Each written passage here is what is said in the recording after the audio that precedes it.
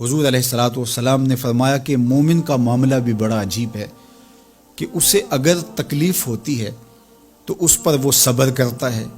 یا اسے خوشی ملتی ہے تو اس پر وہ شکر کرتا ہے، تو دونوں صورتوں میں اللہ اس کو اجر عطا کرتا ہے۔ اور یہ صرف شان مومن کی ہی ہے کہ وہ مصیبت پر صبر کرے، بلکہ فرمایا کہ مومن کے پاؤں میں کانٹا بھی چبھتا ہے تو اس کا بھی اس کو اجر دیا جاتا ہے، اس کے درجے بلند ہوتے ہیں، اس کے گناہ معاف کر دیے جاتے ہیں، اس کی خطاؤں سے درگزر کر لیا جاتا ہے۔ لیکن یہ مشروط ہے اس تکلیف کو صبر کے ساتھ برداشت کرنے سے۔ اگر وہ واویلا کرتا ہے، ناشکری کے کلمات کہتا ہے، تو تکلیف تو ختم نہیں ہوتی لیکن اجر زائل کر دیا جاتا ہے۔ تو اس لیے ہمیں ہر صورت کے اندر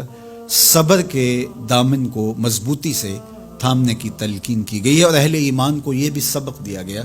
کہ جب انہیں کوئی بھی مصیبت پہنچتی ہے تو وہ کہتے ہیں انا للہ و انا الیہ راجعون، کہ ہم اسی کے ہیں اور اسی کے حضور پلٹ کے جانا ہے۔ تو یہ وہ امر ہے کہ جو ان کی طبیعت کے اندر ٹھہراؤ پیدا کرتا ہے اور ان کی زندگیوں کے اندر اللہ تعالیٰ جل شانہ پر جو یقین ہے اس کا پتہ دیتا ہے۔ اگر مصیبت کو اللہ کی طرف سے سمجھ کے مان کے صبر کیا جائے، اس کو مقدور سمجھا جائے، اس پر واویلا نہ کیا جائے، اللہ کی نافرمانی کا کوئی کلمہ نہ بولا جائے، اپنے عقیدے میں تزلزل نہ آنے دیا جائے، اپنے رویوں کی خوبصورتی کو زائل نہ ہونے دیا جائے، تو اس کا مطلب ہے کہ وہ شخص مومن ہے، اس کا یقین ہے کہ یہ اللہ کی طرف سے ہے۔ تو پھر اس کے یقین کے صلے کے اندر اللہ اس کو پھر ہدایت قلب کا چراغاں نصیب کرتا ہے۔ اور فرمایا واللہ بکل شیء علیم، اور اللہ ہر شے کو جاننے والا ہے، اسے پتہ ہے کہ کسی پر مصیبت نازل کیوں کرنی ہے، اور اس مصیبت سے اس کا امتحان لینا مقصود ہے، اس کے درجوں کو بلند کرنا مقصود ہے، اس کے گناہوں کو معاف کرنا مقصود ہے،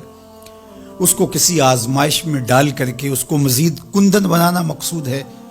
یا اس کا کیا مقصود ہے، اس کو سزا دینا مقصود ہے، یہ اسے پتہ ہے۔ تمہارا رب تمہاری طرف آنے والی جو تکلیفیں ہیں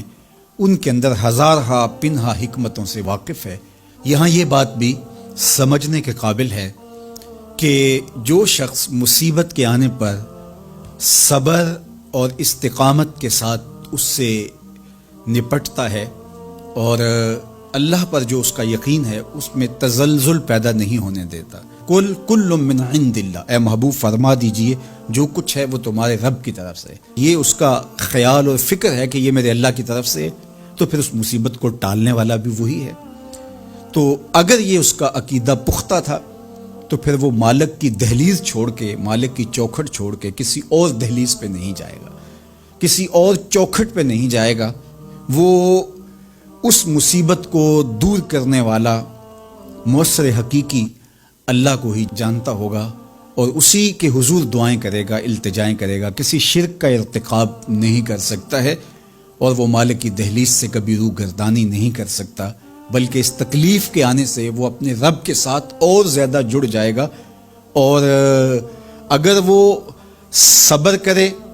تو یہ اس کا ایک مرتبہ ہے کہ وہ حوصلے کے ساتھ اس تکلیف کو برداشت کرے، اور دوسرا مرتبہ جو اس سے بڑھ کر ہے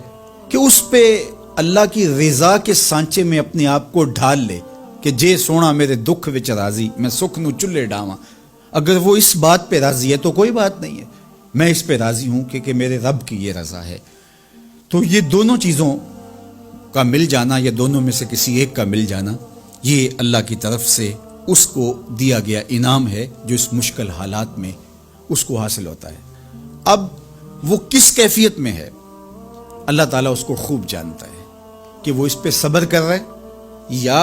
اس کا اندر ڈول رہا ہے، اس کا عقیدہ کمزور تھا اور وہ کمزوری کے باعث جو ہے وہ تزلزل کا، تذبذب کا شکار ہو گیا، تو یہ تمہارا رب خوب جانتا ہے۔ تو تمہارے سینے کے اندر چھپی ہوئی کیفیت تمہارے رب کے علم میں ہے۔